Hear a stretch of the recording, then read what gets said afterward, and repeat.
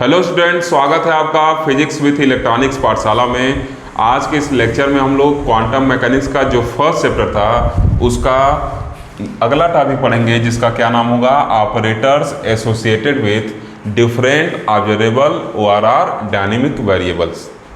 ठीक, ये देखिएगा आपके सिलेबस में ऐसे करके मेंशन होगा। इसी टॉपिक को आज हम लोग डिस्कस करने वाले हैं और कोशिश करेंगे, वीडियो थोड़ा सा लंबा जाएगा लेकिन कोशिश किया जाएगा कि पूरा का पूरा टॉपिक इस वीडियो में कवर हो जाए। ओके, तो देखिए इसके पहले हम लोग ऑपरेटर्स देखे थे क्या होता है, और अलजेब्रा ऑफ ऑपरेटर्स भी देखे थे कि कैसे ऑपरेटर क्या होगा, ऑपरेट होगा। क्लियर, उसमें मैथमेटिकल एग्जाम्पल भी देखे थे। अब जो हम लोग आज जो ऑपरेटर्स पढ़ेंगे वो क्वांटम मैकेनिक्स का जो ऑपरेटर है उसको पढ़ा जाएगा। तो आप यहाँ हेडिंग ये भी डाल सकते हैं, operators of quantum mechanics.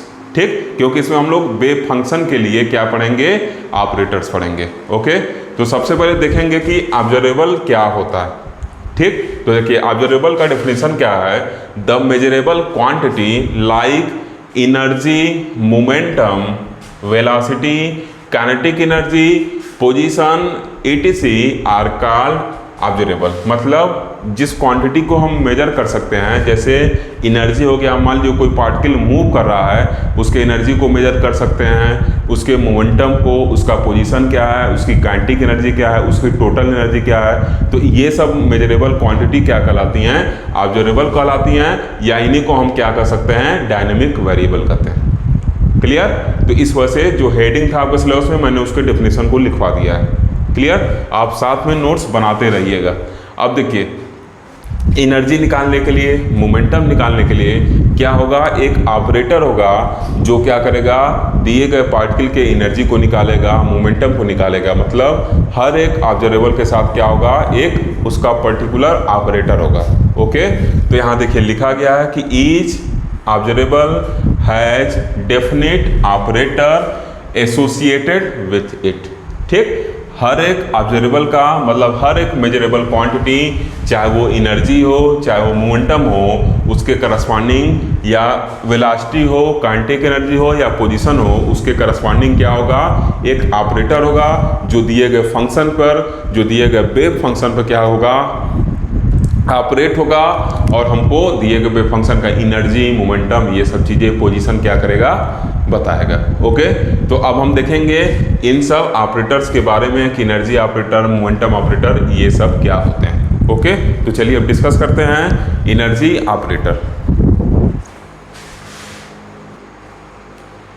Okay friend, तो अब हम लोग ऑपरेटर को स्टार्ट करने के पहले, मतलब एनर्जी ऑपरेटर, मोमेंटम ऑपरेटर, इन सब ऑपरेटर को स्टार्ट करने के पहले एक इम्पॉर्टेंट पैराग्राफ डिस्कस करेंगे जो आपको थर्ड चैप्टर में पढ़ना है। चूँकि सिलेबस ऐसा डिजाइन किया गया है कि आपको एनर्जी ऑपरेटर, मोमेंटम ऑपरेटर ये सब पढ़ने में थोड़ा सा दिक्कत होगा, क्योंकि आप श्रोडिंगर इक्वेशन अभी नहीं पढ़े हुए हैं। ठीक, इस वजह से श्रोडिंगर इक्वेशन से आपको परिचित कराने के लिए मैंने ये चीज़ यहाँ पर लिख रखा है। आप अगर चाहें तो नोट्स में से मत लिखें, अगर ना मन करे तो नोट्स में आप इसे मत लिखिएगा, अगर मन करेगा तो नोट कर लीजिएगा। ये कोई इम्पॉर्टेंट लाइन नहीं है, चूँकि आप इस इक्वेशन से फेमिलियर नहीं हैं, इससे परिचित नहीं हैं, बस इस वजह से ये सब चीज़ें लिखी गई हैं ताकि आपको पढ़ के ये सब चीज़ें समझ में आ जाए। ठीक, वास्तव में जो हम लोग के टाइम होता था, हम लोग के टाइम पहले श्रोडिंगर इक्वेशन पढ़ाया जाता था, time dependent Schrodinger equation, time independent Schrodinger equation, और उसके बाद तब ये operator associated with different observable पढ़ाया जाता था। लेकिन न्यू एजुकेशन पॉलिसी के अकॉर्डिंग जो सिलेबस डिजाइन हुआ है, ऑपरेटर को फर्स्ट चैप्टर में डाल दिया है, इस वजह से आपको थोड़ी सी कठिनाई होगी। ओके, उसी कठिनाई को दूर करने के लिए मैंने ये पैराग्राफ लिखा। यहाँ से आप चीज़ों को आसानी से समझ जाएंगे। आप अगर कोई बुक देखेंगे तो बुक में देखिएगा श्रोडिंगर इक्वेशन डायरेक्ट यूज किया है, टाइम डिपेंडेंट या time independent Schrodinger equation use करके ऑपरेटर्स निकाला होगा। ठीक, लेकिन मेरा पूरा कोशिश रहेगा यहाँ पे, चूंकि आप टाइम डिपेंडेंट और टाइम इंडिपेंडेंट श्रोडिंगर इक्वेशन नहीं पढ़े हैं, इस वजह से मैं आपको डायरेक्ट वेव फंक्शन वाले इक्वेशन से सभी ऑपरेटर को कैलकुलेट करके दिखाऊंगा। ठीक, क्योंकि पढ़े नहीं हैं तो याद करेंगे समझ नहीं आएगा कहाँ से रिजल्ट आया। इस वजह से मेरा पूरा कोशिश रहेगा कि इसी इक्वेशन से मैं पूरा का पूरा ऑपरेटर डिराइव कर दूंगा और आप अपने बुक को उठा के देखिएगा, जो वो श्रोडिंगर इक्वेशन को उठाकर डिराइव किए होंगे और मैं इस इक्वेशन से डिराइव करूंगा वेव इक्वेशन से, दोनों सेम आएगा। ओके, जो मैं ये करने जा रहा हूँ ये काफ़ी आसान है और आपके लिए काफ़ी ईजी भी पड़ेगा। क्लियर? तो सबसे पहले देख लिया जाए, देखिए क्या लिखा हुआ है। In 1926 Schrodinger discovered an equation for the propagation of matter wave. ठीक, मैटर मतलब मान लीजिए ये बताया गया था कि जब ये मार्कर मूव कर रहा है तो इसके साथ क्या हो गया, कोई पार्टिकल मूव कर रहा है तो उसके साथ ग्रुप ऑफ वेव क्या होते हैं, एसोसिएट होते हैं। जब थर्ड चैप्टर हम लोग पढ़ेंगे तो डिटेल में इसको डिस्कस करेंगे। ठीक, अभी इसका जरूरत है, इस वजह से नाम मात्र का इसको देख लेना है। क्लियर? तो इसके साथ क्या होगा, ग्रुप ऑफ वेव एसोसिएट होगा और उन्हीं ग्रुप ऑफ वेव को क्या किया था, श्रोडिंगर साहब ने क्या किया था, रिप्रेजेंट किया था। देखिए लिखा है ना, he propose that the group of wave associated with freely moving particle can be represented by a mathematical function, या आप मैथमेटिकल इक्वेशन भी कर सकते हैं, and is called wave function and it is denoted by psi. Schrodinger साहब ने बताया था 1926 में कि मान लीजिए मैटर वेव है, जब कोई पार्टिकल मान लीजिए मूव कर रहा है तो उसके साथ वेव एसोसिएटेड है। ठीक, तो जो वेव एसोसिएटेड है उसको एक फंक्शन से, मैथमेटिकल फंक्शन से रिप्रेजेंट कर सकते हैं और उसी को क्या कहते हैं, वेव फंक्शन कहते हैं। और उसको किससे रिप्रेजेंट करते हैं, साइन से रिप्रेजेंट करते हैं। ठीक, तो उन्होंने कहा कि the wave function for freely moving particle is given by sine r t. ठीक, आप इसको ऐसे लिखे थोड़ा और बेटर होगा, थोड़ा सा मैं इसको नीचे करता हूँ, साइन आर टी। ठीक, psi r t equal to क्या, a e to the power i upon h cut. H cut मतलब क्या, यच कट इक्वल टू क्या होता है, यच अपॉन 2 पाई होता है। ठीक, यच क्या प्लांक कांस्टेंट है, उसको 2 पाई से जब डिवाइड कर देते हैं तो जो क्वांटिटी आती है उसको क्या कहते हैं, यच कट कहते हैं। ठीक, तो यच नहीं है, यच लिखकर ऐसे ऊपर क्या कर दिया गया है, कट कर दिया गया है। ठीक, उसी को यच कट कहा जाता है। उसके साथ ब्रैकेट में क्या मल्टीप्लाई है, ये एक्सपोनेंशियल ही है पूरा टर्म। ब्रैकेट में क्या है, P डॉट आर, P आपको पता है मोमेंटम होगा, R आपको पता है position vector, minus E into T. E क्या है आपका एनर्जी है और T क्या है टाइम है। तो श्रोडिंगर साहब ने 1926 में बताया कि अगर कोई पार्टिकल मूव कर रहा है तो उसके साथ वेव एसोसिएट होगी, वो क्या होगी, मैटर वेव होगी। और वो मैटर वेव क्या होगी, ग्रुप ऑफ वेव के फॉर्म में होगी और उन ग्रुप ऑफ वेव को एक मैथमेटिकल फंक्शन से हम रिप्रेजेंट कर सकते हैं और उसको क्या कहते हैं, वेव फंक्शन कहते हैं। और उस वेव फंक्शन को श्रोडिंगर साहब ने साइन से रिप्रेजेंट किया और उन्होंने कैसे अभिव्यक्त किया उस इक्वेशन को, तो उन्होंने लिखा साइन आर टी, मतलब जो साइन होगा, जो वेव एसोसिएट होगा पार्टिकल के साथ, वो पोजीशन और टाइम का क्या होगा, फंक्शन होगा। जैसे आप लिखते हैं ना y equal to f of x z, मान लीजिए लिख लिया, तो मतलब क्या है, y एक्स और जेड का क्या फंक्शन है। उसी तरीके से श्रोडिंगर साहब ने बताया कि जो मैटर वेव होगा वो या तो पोजीशन का या तो टाइम का क्या होगा, फंक्शन होगा, या तो दोनों का फंक्शन होगा। ठीक, तो आप ये कह सकते हैं कि जो वेव होगा वो पोजीशन और टाइम का फंक्शन होगा और उसका जो वैल्यू होगा क्या होगा, ए क्या है, यहाँ पे कांस्टेंट है, आप इसको एम्पलीट्यूड कहेंगे। ठीक, तो ए ई के पावर आई क्या है, आयोटा है, आई स्क्वायर इक्वल टू -1 आप पढ़े हुए हैं कॉम्प्लेक्स नंबर में, तो वही वाला आई है अपान एच कर, और ब्रैकेट में मोमेंटम डॉट प्रोडक्ट उसका किससे है, पोजीशन वेक्टर से, माइनस एनर्जी और इनटू टाइम। क्या चीज़ क्लियर है? अब इसी इक्वेशन के हेल्प से हम क्या करेंगे, आपको ऑपरेटर समझाने का कोशिश करेंगे। अगर ये तीसरे चैप्टर में डाला रहता तो शायद हम लोग को इतना मशक्कत नहीं करना पड़ता, लेकिन फर्स्ट चैप्टर में डाला है, इस वजह से मैं पहले आपको यहाँ तक पहुँचाया हूँ। ठीक, अब मैंने इसको इक्वेशन नंबर फर्स्ट बना दिया है। उम्मीद करता हूँ आपको चीज़ें क्लियर होंगी। अगर आप नोट करना चाहते हैं तो इसको नोट कर लीजिए या स्क्रीनशॉट ले लीजिए। ओके, अब हम क्या करेंगे, अपने ऑपरेटर को कैलकुलेट करेंगे। ठीक, तो चलिए सबसे पहले हम लोग कैलकुलेट करेंगे एनर्जी ऑपरेटर।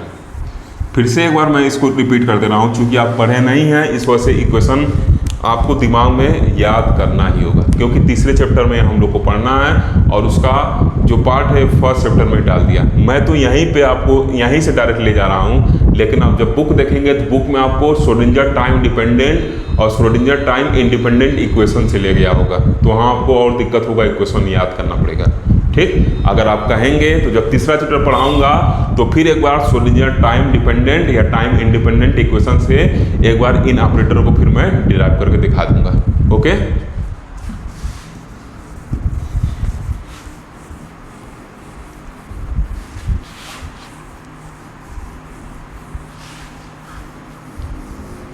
अब हम लोग बात करेंगे जो सबसे फर्स्ट ऑब्जर्वर हम लोग लिखेंगे।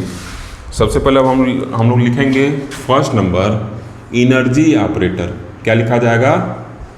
Energy operator. आप साथ में नोट्स बनाते रहिए।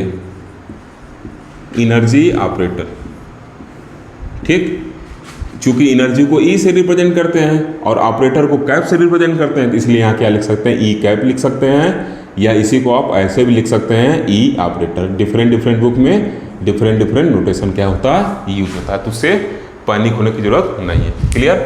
अब देखिए जाहिर सी बात है, ऑपरेटर लगाना मतलब दिए गए वेव फंक्शन को क्या करना? दूसरे फॉर्म में चेंज कर देना। हम लोग देखे थे ना कि कोई एक फंक्शन था, उस पर डिफरेंशियल ऑपरेटर लगाए थे तो एक नया फंक्शन बन जा रहा था मैथमेटिकली। अगर आप पीछे का लेक्चर देखे होंगे तो इसमें कोई दिक्कत नहीं होगा।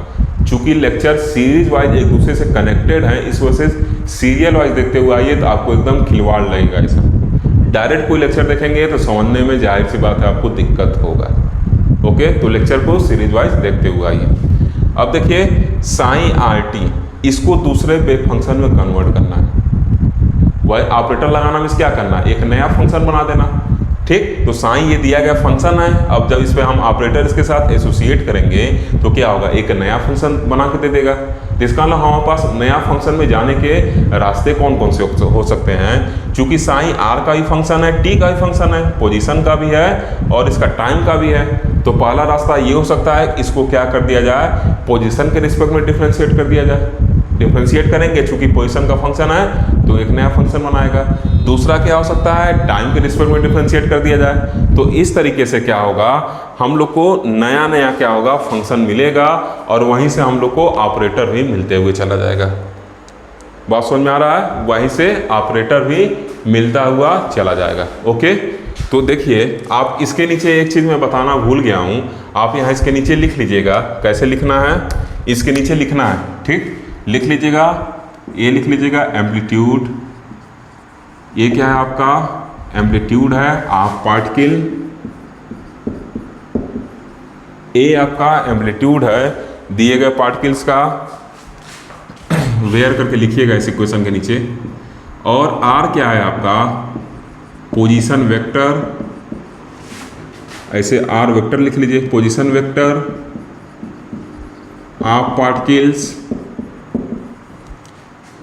पी क्या है आपका?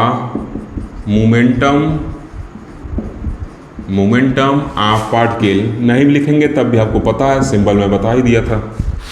टी क्या है आपका? पहले ई लिख लेते हैं तब फिर टी लिखते हैं। ई क्या है आपका? Energy of particle. Energy of particle. E जो है आपका क्या है? एनर्जी ऑफ पार्टिकल का। और फिर यहाँ पे टी क्या है आपका? टाइम है, कि कितने टाइम पे क्या पोजीशन है, क्या एनर्जी है, क्या मोमेंटम है। ये एम्पलीट्यूड है, पोजीशन वेक्टर है, कितने टाइम पे क्या पोजीशन वेक्टर है, ठीक, ये मोमेंटम है, ये क्या आपका एनर्जी है। ये सब डेटा भी इसके नीचे आप नोट कर लीजिएगा। ओके, अब आगे हम बढ़ते हैं।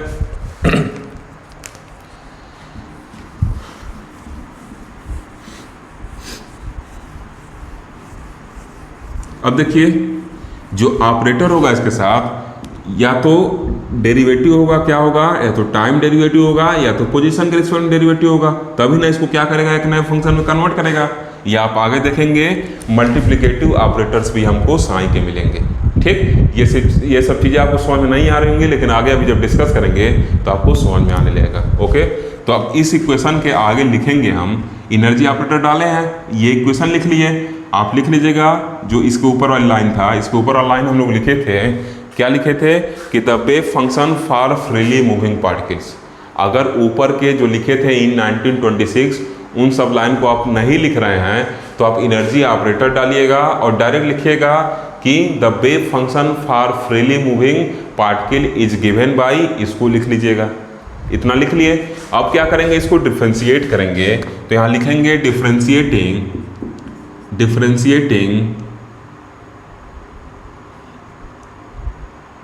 डिफ्रेंशिएटिंग आप शॉर्ट फॉर्म में ऐसे लिखिए, differentiating the equation first with respect to time t के रिस्पेक्ट में क्या करेंगे, इक्वेशन फर्स्ट को डिफ्रेंशिएट करेंगे और लिख दीजिए यहाँ पे कामा वी गेट। क्या मिलेगा हम लोग को, ठीक। इसको इक्वेशन फर्स्ट को टाइम के रिस्पेक्ट में डिफ्रेंशिएट करने चलना है। तो चूंकि ये पोजीशन और टाइम दोनों का फंक्शन है, इस वजह से टोटल डेरिवेटिव हम नहीं ले सकते। क्या लेंगे, पार्शियल डेरिवेटिव लेंगे, ठीक। तो अब क्या होगा, पार्शियल डेरिवेटिव आएगा तो इधर क्या हो जाएगा, del psi upon del t. आप चाहिए तो आर टी लेके साथ चलिए, लेकिन मैं छोड़ दे रहा हूँ, ठीक। आप लिख भी सकते हैं साथ में, ठीक। क्यों पार्शियल डेरिवेटिव ले रहे हैं, क्योंकि पोजीशन और टाइम दोनों का फंक्शन है। तो टोटल डेरिवेटिव ना निकाल के हम क्या निकालेंगे, पार्शियल डेरिवेटिव निकालेंगे। क्लियर है। अब देखिए यहाँ पे क्या होगा, ए क्या है आपका कांस्टेंट है, एज इट इज लिख लिए। और आपको पता है कि ई के पावर कुछ भी है तो उसका डिफरेंशिएशन क्या होता है, ई के पावर जो है वही आता है। और फिर जो इसके पावर में होता है, जिस फंक्शन के रिस्पेक्ट में होता है, उसको क्या करते हैं, डिफरेंशिएट करके मल्टीप्लाई कर देते हैं। ये चीज़ आपको पता है।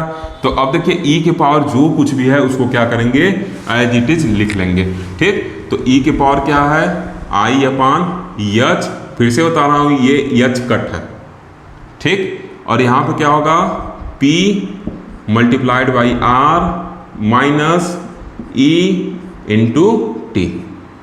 क्या चीज़ क्लियर है। आपको पता है कि ई के पावर अगर ऐसे लिखा हो, ई के पावर 2t लिखा हो, उसका t के रिस्पेक्ट में डिफरेंशिएशन करते हैं तो क्या लिखते हैं, सबसे पहले ई के पावर 2t लिखते हैं और फिर फंक्शन को करते हैं तो क्या लिख देते हैं, 2t का 2 हो जाएगा।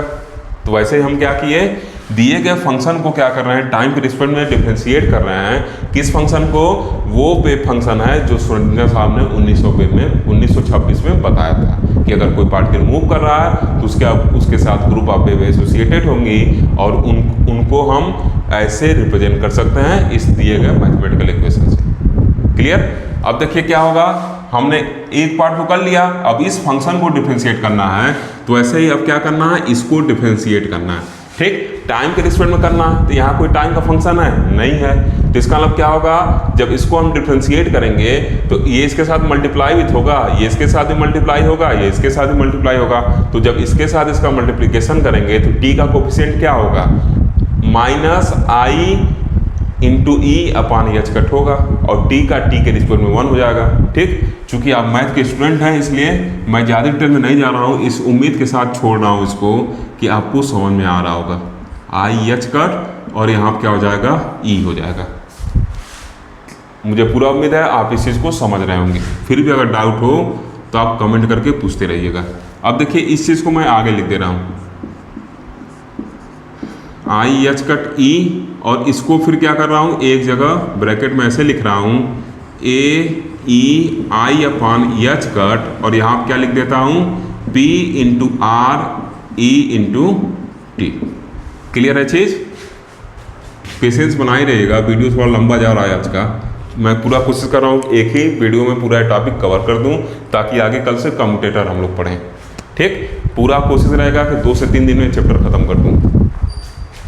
अब देखिए यहाँ पे इतने पार्ट को देखा जाए तो ये आपका इक्वेशन नंबर फर्स्ट ही तो नज़र आ रहा है। अगर ए ई के power i upon h cut p into r minus e into t अगर आप देख रहे हैं तो इक्वेशन नंबर फर्स्ट ही नज़र आ रहा है, ये पूरा वैल्यू है। तो क्यों ना इस पूरे वैल्यू के बराबर हम साइन आर टी लिख दें, लिख सकते हैं। तो क्या होगा, इसको मैं हटा दे रहा हूँ।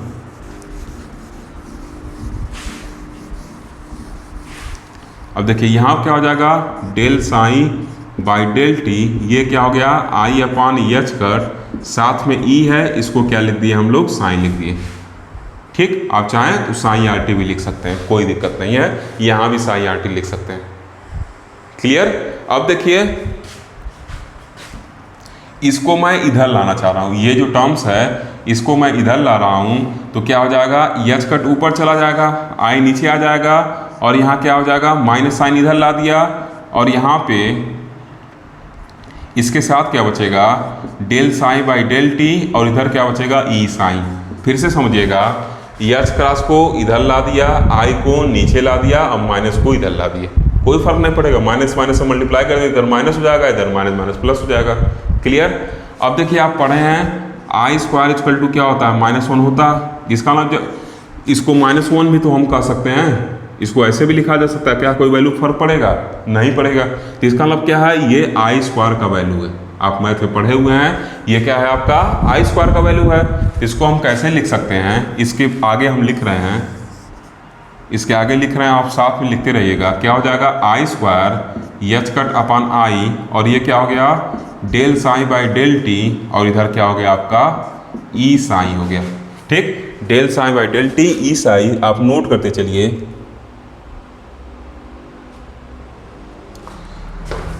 क्लियर है। अब देखिए क्या हो जाएगा, आई से आई कट जाएगा, तो क्या बचेगा, i h cut del psi by del t is equal to e sign.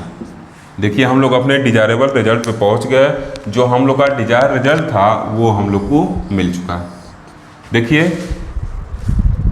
Sign के साथ i h cut del upon del t लगाने पर साइन के साथ क्या मिल रहा है, ई मिल रहा है। इसका मतलब दिए गए पार्टिकल का अगर एनर्जी निकालना होगा, ई के साथ साइन लगा हुआ, इसका मतलब क्या है, दिए गए पार्टिकल का, दिए गए वेव फंक्शन का, अगर पार्टिकल के साथ जो दिया गया वेव फंक्शन है, उस पार्टिकल के एनर्जी को निकालने के लिए हम क्या करेंगे, उस वेव फंक्शन को i h cut del upon del t के साथ क्या कर देंगे, मल्टीप्लाई कर देंगे। फिर से समझने की कोशिश करिएगा। ये देखिए जब ये वैल्यू मैं मल्टीप्लाई कर रहा हूँ उसके साथ, इतना वैल्यू आप नोट्स में सही से लिखिएगा, ऐसे गूंजिएगा मत। ये वैल्यू जब साइन के साथ मल्टीप्लाई कर रहा हूँ तो एनर्जी निकल के आ रहा है किसका, दिए गए वेव फंक्शन का, मतलब पार्टिकल के साथ जो वेव फंक्शन है उसका एनर्जी निकल के आ रहा है। इसका मतलब क्या है, अगर हमको कहीं क्वेश्चन मिलेगा कि ये वेव फंक्शन है उसका एनर्जी बताइए, उस तो क्या करेंगे, एनर्जी ऑपरेटर का वैल्यू रख देंगे। इसका मतलब क्या है, जो ये वैल्यू है i h cut del upon del t, ये एनर्जी ऑपरेटर का काम कर रहे हैं, क्योंकि एनर्जी बता रहे हैं, दिए गए पार्टिकल का एनर्जी बता रहे हैं, इसलिए इस वैल्यू को हम क्या कहेंगे, एनर्जी ऑपरेटर कहेंगे। बात समझ में आ रहा है, इसको क्या कहेंगे, एनर्जी ऑपरेटर कहेंगे। तो अगर न्यूमेरिकल में कहीं वेव फंक्शन दिया और कह दे कि इसका एनर्जी बताइए, तो आप क्या करेंगे, तुरंत उसको इससे ऑपरेट करके उसकी एनर्जी को निकाल लेंगे। क्लियर है। तो इसका मतलब क्या हो गया, जो एनर्जी ऑपरेटर होगा इसके नीचे से यहां लिखने के बाद फिर ऊपर मैं लिख रहा हूं, इसको नोट्स में ऊपर लिखिएगा आप।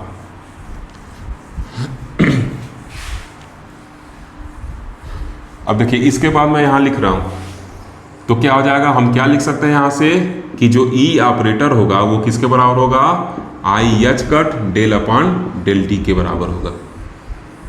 क्या ये चीज क्लियर है? उम्मीद करता हूं क्लियर होगा, क्योंकि यही वैल्यू आई एच का डेल अपॉन डेल टी को दिए गए वेव फंक्शन से मल्टीप्लाई करने पर उस वेव फंक्शन का एनर्जी मिल रहा है। ई साइन मतलब क्या, इस दिए गए वेव फंक्शन का एनर्जी मिल रहा है। और कब मिल रहा है, जब e equal to i h cut del upon del t हम क्या कर रहे हैं, उस वेव फंक्शन के साथ चिपका रहे हैं। इस वेव फंक्शन के साथ i h cut del upon del t मैंने चिपकाया तो क्या मिला, एनर्जी मिल जा रहा है। देखिए यहाँ लिखा हुआ है। क्लियर है चीज? तो यही क्या कहलाता है, आपका एनर्जी ऑपरेटर कहलाता है। तो अब इसको लिख लेंगे हम कि यही क्या होगा, एनर्जी ऑपरेटर कहलाएगा। ठीक, तो आप ऐसे लिख लीजिएगा, इस इक्वेशन का आगे आप यहां देन लिख लीजिएगा। ठीक, इसको लिख के लिख लीजिएगा, is the energy operator, is the energy operator. क्या ये चीज क्लियर है? एक ऑपरेटर हम लोग देख लिए, कौन सा ऑपरेटर देख लिए, एनर्जी ऑपरेटर हम लोगों ने देख लिया। ठीक, फिर से रिपीट कर रहा हूं, क्यों हमने इसको एनर्जी ऑपरेटर कहा, क्योंकि जब ई की जगह ये वैल्यू मैं पुट कर रहा हूं, आई एच का del upon del t psi के साथ चिपका रहा हूं, तो क्या हो रहा है, पार्टिकल का एनर्जी मिल जा रहा है। ठीक, तो अगर आगे कहीं प्रॉब्लम्स आता है, कहता है कि वेव फंक्शन दिया गया उसका एनर्जी बताइए, तो तुरंत एनर्जी ऑपरेटर क्या करेंगे, उस वेव फंक्शन पे चिपका के उसको सॉल्व कर लेंगे, तो क्या होगा, हम लोग को एनर्जी ऑपरेटर का वैल्यू मिल जाएगा। ओके, तो इस तरीके से एक ऑपरेटर हम लोगों ने देखा। क्या होगा, ये वैल्यू आपको एकदम याद रहना चाहिए, ठीक, ये रिजल्ट आपको याद रहना चाहिए और तरीका भी पता रहना चाहिए कि कैसे निकलता है। मान लीजिए भूल जाए तो आप उसको कैलकुलेट करके वहाँ तक पहुँच सकें, ठीक। और चूंकि अब ज़्यादातर यूनिवर्सिटी में रिटन एग्ज़ाम होगा तो इस वजह से आप नोट्स अच्छे से तैयार करते रहिए, ठीक। अब दूसरा ऑपरेटर हम लोग देखेंगे, आप स्क्रीनशॉट ले लीजिएगा। थोड़ा सा आप कॉपरेट मेरे साथ करिएगा, चूंकि डिजिटल बोर्ड नहीं है इस वजह से बार बार नीचे ऊपर लिखना पड़ता है, ठीक। तो आप इसको कॉपरेट करिएगा, इसलिए मैं बता देता हूँ कि इस लाइन के बाद ये लाइन लिखना है। चलिए अब दूसरा ऑपरेटर हम लोग देखेंगे। सेकेंड ऑपरेटर हम लोग कैलकुलेट करेंगे और वो हम लोग का क्या होगा, मोमेंटम ऑपरेटर। जो दूसरा ऑपरेटर होगा हम लोग का मोमेंटम ऑपरेटर होगा।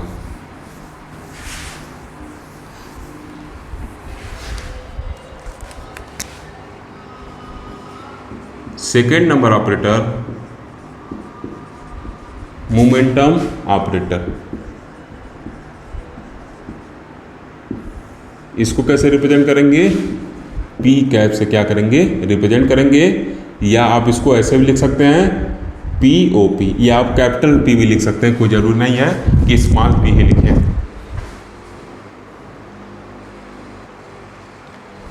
ओके स्टूडेंट्स, तो अब देखिए हम लोग पीछे हम लोग एनर्जी ऑपरेटर डिस्कस किए थे, अब जो हम लोग का टॉपिक होगा क्या होगा, मोमेंटम ऑपरेटर होगा।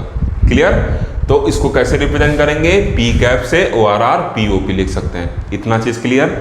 अब देखिए इक्वेशन फर्स्ट हम लोग देखे थे जो श्रोडिंगर साहब ने 1926 में दिया था कि अगर कोई मैटर वेव है तो क्या होगा, उसके एक मैथमेटिकल इक्वेशन से हम डिफाइन कर सकते हैं। और वो मैथमेटिकल इक्वेशन क्या होता है, psi r t equal to a e के power i h cut p into r minus a into T.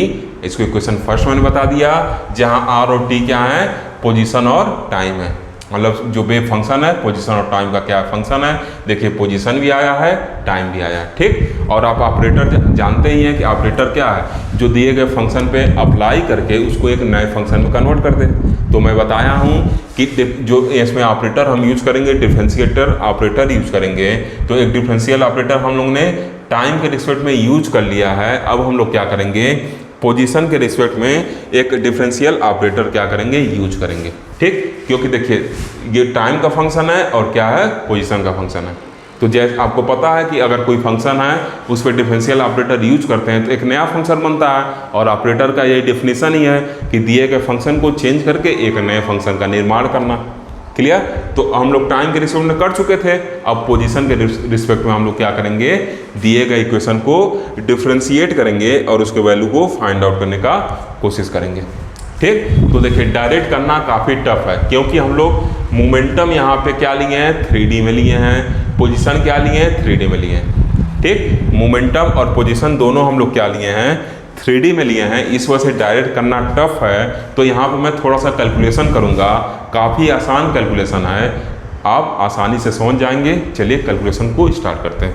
देखिए लिखेंगे सिंस जो P का वैल्यू है यहाँ पे क्या है, P equal to p x i cap plus p y j cap p z k cap. मतलब component of momentum, p x क्या है, component of momentum in x direction.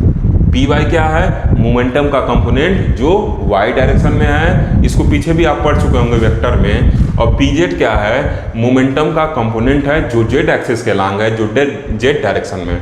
Clear है, तो आई कैप क्या बता रहा है, पहचान करा रहा है कि जो मोमेंटम का कंपोनेंट पी एक्स एक्सिस के डायरेक्शन में है। जे कैप क्या पहचान करा रहा है कि जो मोमेंटम का पी वाई कंपोनेंट है वो वाई एक्सिस के लॉन्ग है। और पी जेड कंपोनेंट क्या है, ये जेड एक्सिस के लॉन्ग है। ये सब चीज़ से तो आप परिचित हैं। उसी तरीके से आर भी क्या आपका पोजीशन वेक्टर है, तो आर को हम लोग क्या लिखेंगे, आर इक्वल टू क्या लिखा जाएगा, x i cap Y j cap और क्या लिखा जाएगा, जेड के कैप। इसको इक्वेशन फर्स्ट मैंने मान लिया और इसको सॉरी फर्स्ट को मान चुके हैं तो सेकेंड हो गया और ये क्या हो जाएगा, इक्वेशन थर्ड हो जाएगा, ठीक। चीज़ों को अच्छे से समझिएगा, लेक्चर थोड़ा लंबा बना रहा हूँ ताकि आप एक ही लेक्चर देख के आजीवन अपने दिमाग में सेट कर लें कि कैसे ऑपरेटर कैलकुलेट करना है। क्लियर है, इसलिए एकदम आराम से आज पढ़ा रहा हूँ। अब देखिए आर क्या है, पोजीशन वेक्टर। कोई पार्टिकल है, जैसे मान लीजिए ऐसे ना आप बताते हैं, ये आपका एक्स एक्सिस है, ये वाई एक्सिस है, ये जेड एक्सिस है, यहाँ पोजीशन एक्स वाई जेड दिखाना रहता है, तो आप क्या कहते हैं कि यही आपका क्या है, आर वेक्टर है। तो सबसे पहले क्या करते हैं, एक्स एक्सिस चलते हैं, फिर वाई चलते हैं और फिर जेड पे आते हैं, तो क्या करते हैं, इसका पोजीशन बता देते हैं। ठीक, तो एक्स आई प्लस वाई जे प्लस जेड के मतलब पार्टिकल का एक्स कंपोनेंट, पार्टिकल का वाई कंपोनेंट, पार्टिकल का जेड कंपोनेंट। क्लियर है। अब हम क्या करेंगे, P का डॉट प्रोडक्ट करेंगे R के साथ, क्योंकि देखिए P डॉट R हमको चाहिए। ठीक, तो अब क्या करेंगे, P डॉट R करेंगे। आप बुक में देखिएगा डायरेक्ट श्रोडिंगर इक्वेशन यूज किया है और वहीं से डायरेक्ट सॉल्व कर दिया, लेकिन मैं वहां पे आपको नहीं ले जाना चाहता क्योंकि आप अभी उसको नहीं पढ़े हैं। जब आप श्रोडिंगर इक्वेशन पढ़ लेंगे तो अगर आपको लगेगा कि फिर एक बार ये सब चीज़ पढ़ने की जरूरत है उसके हेल्प से, तो आप कहेंगे तो वहाँ पे फिर एक बार बता दिया जाएगा। क्लियर। अब देखिए यहाँ पे जब डॉट प्रोडक्ट करेंगे तो आई का आई के साथ डॉट प्रोडक्ट होगा तो 1 हो जाएगा, और बाकी आई का जे के साथ चाहे के के साथ होगा तो क्या होगा, 0 हो जाएगा। तो ये सब चीज़ बताने की जरूरत है नहीं। ठीक, तो पी डॉट आर क्या हो जाएगा आपका, पी एक्स इंटू एक्स, फिर क्या हो जाएगा पी वाई इंटू वाई, ऐसे जे का जे के साथ डॉट प्रोडक्ट 1 होगा और बाकी दोनों के साथ क्या होगा, 0 हो जाएगा। ठीक, फिर क्या हो जाएगा पी जेड इंटू जेड। ये क्या हो गया आपका इक्वेशन नंबर 4। अब क्या करेंगे, इक्वेशन 4 को इक्वेशन फर्स्ट में हम यूज करेंगे। क्या करेंगे, इक्वेशन 4 को इक्वेशन फर्स्ट में क्या करेंगे, यूज करेंगे। ठीक, तो लिखेंगे, आज कई दिनों बाद हम लोग पढ़ रहे हैं तो इस वजह से घबराई ना, तो आराम से एकदम पढ़ते हुए चलिए।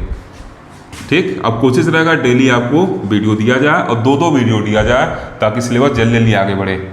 Using equation 4 in equation 1 comma we have, क्या मिलेगा हमको, तो इक्वेशन फर्स्ट देखिए क्या हो जाएगा, साईं बाबा और साथ में r t is equal to क्या हो जाएगा यहाँ पे ए ई के power a exponential i upon h cut. अब पी आर की जगह देखिए क्या हो जाएगा, p x into x, p y into y plus p z into z और माइनस ई टी, माइनस ई टी।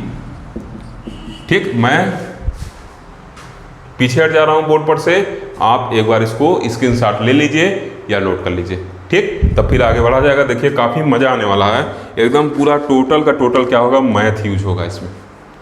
ठीक, ये प्रोसेस बता रहा हूँ, थोड़ा सा लेंदी पड़ेगा श्रोडिंगर इक्वेशन यूज करने की अपेक्षा, लेकिन आसान है।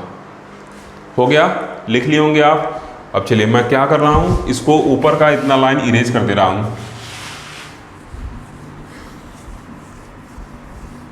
आप मैथ के स्टूडेंट्स हैं तो ये सब चीज़ें सॉल्व करने में आपको थोड़ा सा भी दिक्कत नहीं होना चाहिए।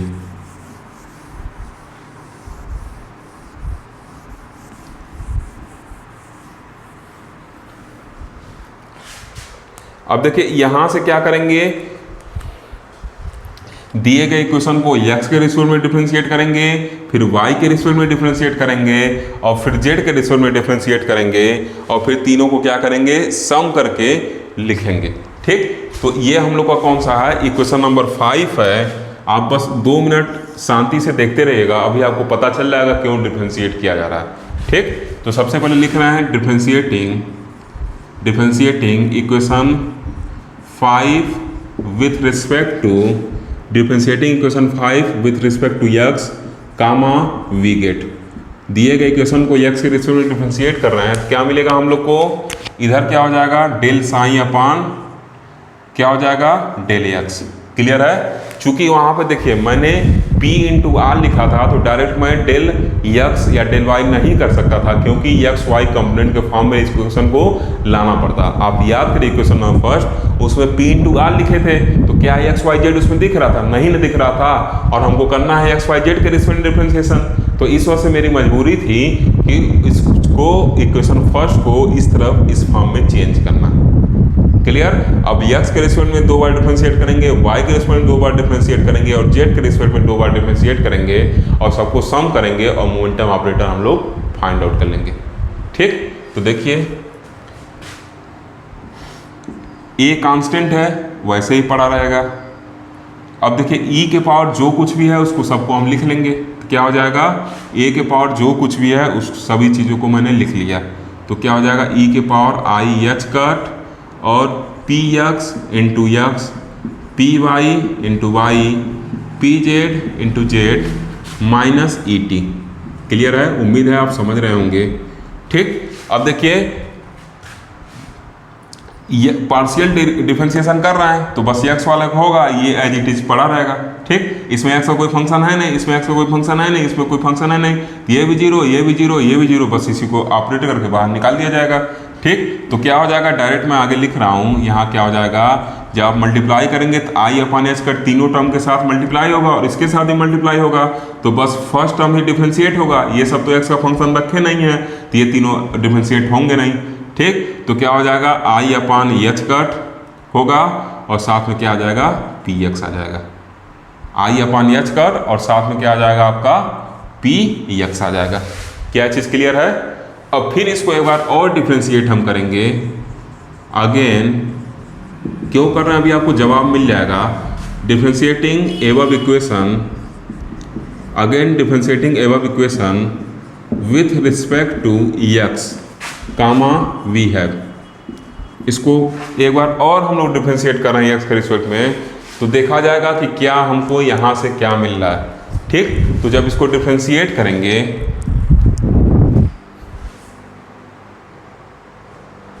अब देखिए दिए गए क्वेश्चन को फिर हम एक बार एक्स के रिस्पेक्ट में डिफ्रेंशिएट कर रहे हैं, तो क्या हो जाएगा d two psi upon d x square और इधर क्या हो जाएगा ए कांस्टेंट है एज इट इज उतार दिए, i upon h cut p x इसको भी हम एज इट इज उतार देंगे। अब फिर इसको क्या करेंगे डिफ्रेंशिएट करेंगे एक्स के रिस्पेक्ट में, तो ई के पावर जो कुछ भी है उसको पहले लिख लेते हैं, पीछे भी आपको बताया था।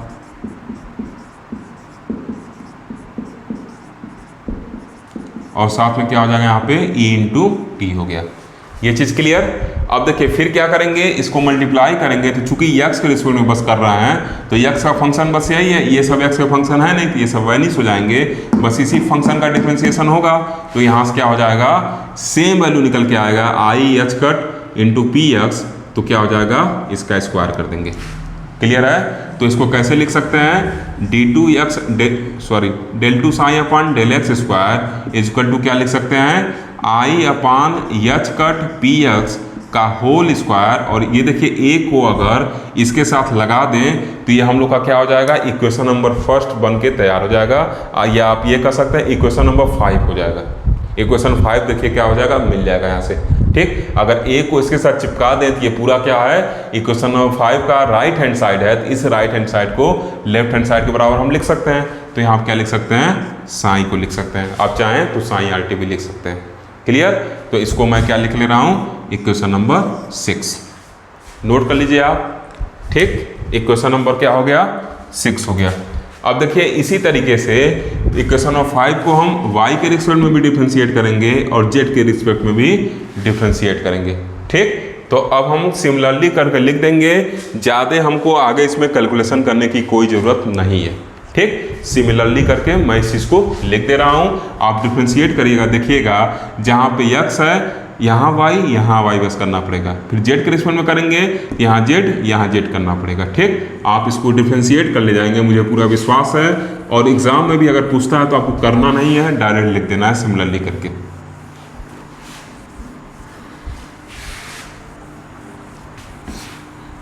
देखिए श्रोडिंगर इक्वेशन ना पढ़ने की वजह से हम लोग इतना लंबा इस टॉपिक को पढ़ रहे हैं, अदरवाइज श्रोडिंगर इक्वेशन अगर पढ़े रहते तो आसानी से और आसानी होता कैलकुलेट करने में।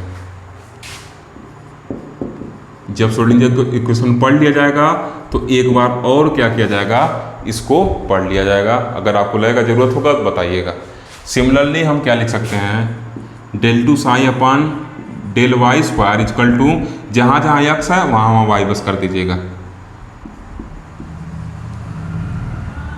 आई अपान एच कट, ये क्या हो जाएगा पी वाई इसका होल स्क्वायर, ये क्या हो गया साइन इक्वेशन नंबर 7। और इसी तरीके से del two psi upon del z square आप करेंगे तो क्या होगा i upon h cut p z, और ये क्या हो जाएगा साइन, इक्वेशन नंबर 8। क्लियर है? ये देखिए 6, 7, 8 तीन इक्वेशन मिला। अब हम क्या करेंगे, तीनों इक्वेशन को आपस में ऐड कर देंगे। हम लोग अपने रिजल्ट की तरफ अप्रोच कर रहे हैं। ठीक, तीनों इक्वेशन को क्या करेंगे, ऐड करेंगे। किसको किसको, इक्वेशन 6, 7 और अर्थ को। ठीक,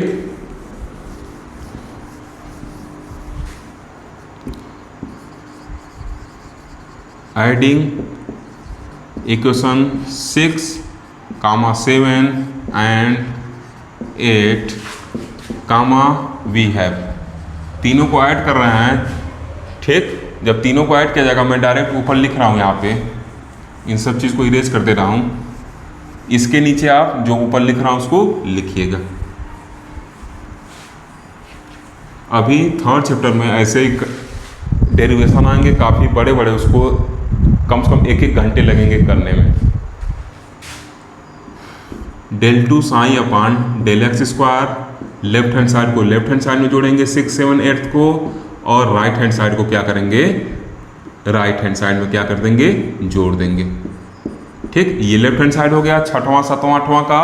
अब राइट हैंड साइड को क्या करेंगे, राइट हैंड साइड में ऐड करते हुए चले जाएंगे और देखा जाएगा कि रिजल्ट हम लोग को क्या मिलने वाला है। ठीक,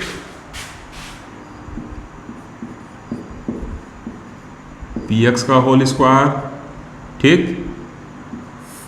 फिर क्या होगा यहाँ पे, साइंस के साथ था, फिर क्या था, आई upon h cut P Y का होल स्क्वायर, इसके साथ साइन था, और फिर क्या था यहाँ पे, आई upon h cut p Z था, इसका होल स्क्वायर, और उसके साथ क्या था, साइन था। क्लियर है चीज़? अब देखिए इसके साथ फिर क्या करेंगे, साइन को कॉमन ले लेंगे। ठीक, अब हम लोग क्या करेंगे, साइन को दोनों साइड से कॉमन ले लेंगे तो क्या हो जाएगा, del two upon del x square, del two upon del y square, del two upon del z square, और यहाँ पे क्या कर लिए, साइन को कॉमन ले लिए। उसी तरीके से इधर भी क्या कर रहे हैं, आई एच कट स्क्वायर को इधर बाहर कर ले रहे हैं, और ब्रैकेट में इधर फिर क्या लिख रहे हैं, p x square p y square p z square, और साइन को क्या कर लिए, इन सब के बाहर हम लिख ले रहे हैं। ठीक, ये क्या हो गया, साइन हो गया। ठीक, यहाँ तक पहले आप जल्दी से नोट करिए, ये क्या हो गया आपका, साइन हो गया।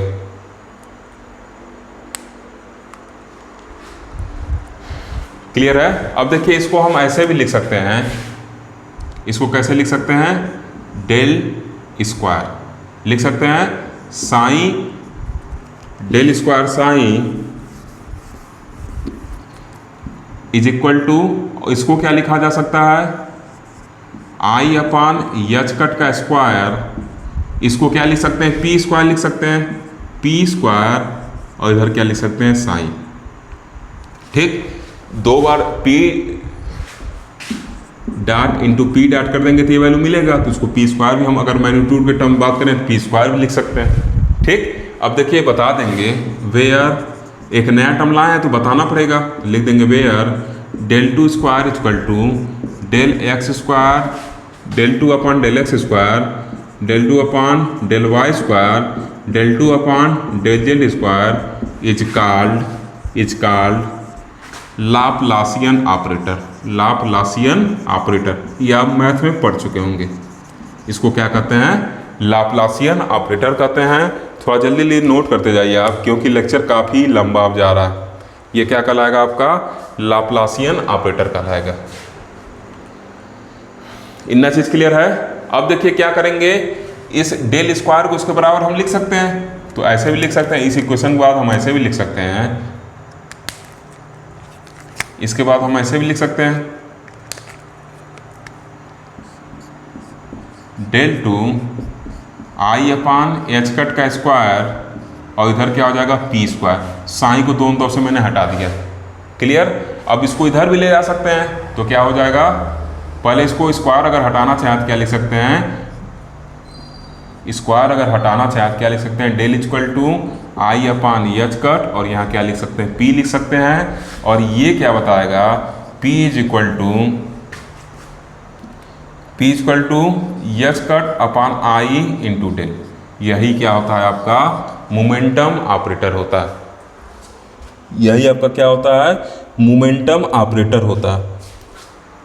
क्लियर है? इसी को हम क्या कहेंगे मोमेंटम ऑपरेटर कहेंगे। यही अगर किसी फंक्शन के साथ देखिए यहाँ पे एसोसिएट हो रहा है ये डेल टू, और इसको अगर इधर कर दें, यहाँ से इस चीज़ को आप समझिएगा, अगर इसको डायरेक्ट यहाँ पे इससे सॉल्व किया जाए तो क्या हो जाएगा एच कट अपॉन आई का square del two psi is equal to क्या हो जाएगा पी स्क्वायर साइन। ठीक, बस स्क्वायर के फॉर्म में है, ये तो फंक्शन है ना, देखिए बस स्क्वायर के फॉर्म में। इसका मतलब क्या है, जब ये चीज़ हम मल्टीप्लाई कर रहे हैं साइन के साथ चिपका रहे हैं तो मोमेंटम का स्क्वायर इंटू साइन आ रहा है, तो बस मोमेंटम के लिए इसके स्क्वायर को हटाना पड़ेगा, तो वही स्क्वायर को जो हम हटा देंगे तो यही क्या होगा मोमेंटम ऑपरेटर हो जाएगा। अब देखिए आई को ऊपर अगर ले जाना चाहें तो क्या करें, आई को ऊपर ले जाने के लिए हम इसको ऐसे भी लिख सकते हैं, पी कैप इक्वल टू क्या लिख सकते हैं minus i h cut del, ऐसे भी लिखा जा सकता है, इसमें आपको कोई कन्फ्यूजन नहीं होना चाहिए। लिख सकते हैं ना minus i h cut del लिख सकते हैं। क्या ये चीज़ क्लियर है? कैसे लिख सकते हैं, नीचे ऊपर आई से अगर मल्टीप्लाई कर दें तो आई स्क्वायर हो गया, इसका वैल्यू क्या हो जाएगा -1 हो जाएगा, तो माइनस आई लिख दी यहाँ पे, एच कट हो गया और साथ में क्या हो गया डेल हो गया। ठीक, आप यहाँ पे भी छोड़ सकते हैं और आगे इसको ऐसे भी लिख सकते हैं, ये आपकी मर्जी है। क्लियर है चीज? तो ये क्या हो गया आपका मोमेंटम ऑपरेटर मिल गया। ये हम लोग को मोमेंटम ऑपरेटर मिल गया कि कैसे किसी पार्टिकल का अगर मोमेंटम निकालना है तो कैसे इन चीज़ को हम कैसे वेव फंक्शन के मोमेंटम को निकालेंगे। तो क्या करेंगे, दिए गए वेव फंक्शन में इसका मल्टीप्लाई कर देंगे। अब देखिए जो यहाँ पे डेल है इसका वैल्यू क्या है, जो यहाँ पे डेल है उसका इसका वैल्यू क्या होगा, ये देखिए क्या है ग्रेडियंट है, इसका वैल्यू क्या होगा इसको मैं बता देता हूँ।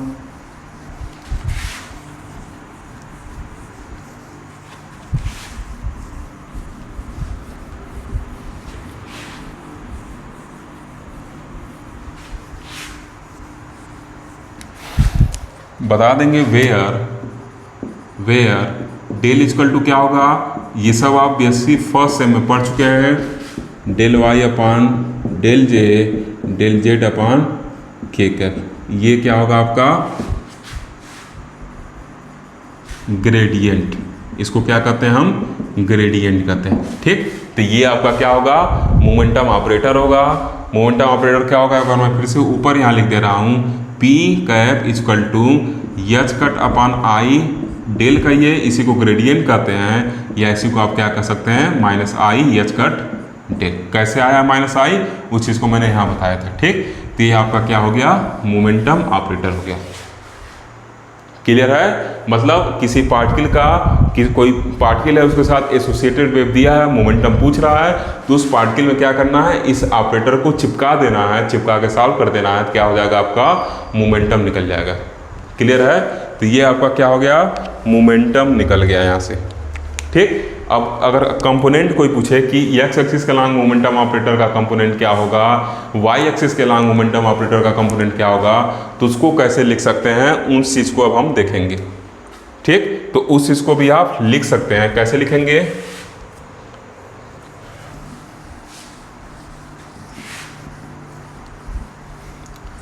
देखिए यहीं से चलते हैं, चलिए। ठीक, पी ऑपरेटर है, मोमेंटम था, तो इसको ऐसे लिख सकते हैं ना, P x i cap, P y j cap, p z k cap लिख सकते हैं। और ये एच कट अपॉन आई है, और इस डेल को क्या लिख सकते हैं, del upon del x i cap, del upon del y j cap, del upon del z k cap लिख सकते हैं, ये आप पढ़े हुए हैं।